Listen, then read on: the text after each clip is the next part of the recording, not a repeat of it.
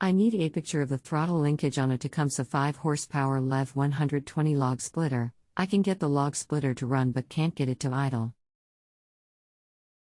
I did not take it apart, helping a friend who took it apart. He replaced the carbs, so I don't know if he is missing a part where the spring connects to. Hello, and thank you for choosing JustAnswer. I'll be helping you today and am committed to providing clear and concise answers to your question. Here's a picture of the linkage used on that series. Please let me know if anything isn't clear. Hope this helps. If you need more information, please stop and reply to me via the Reply to Expert link in the lower right corner of the ratings box with any issue or remaining question you may have.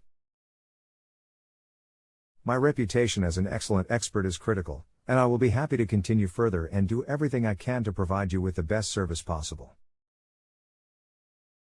Your highest rating is my primary goal because that means I've given you the top quality service you deserve. Thank you so much. Rick 41152.9068240972.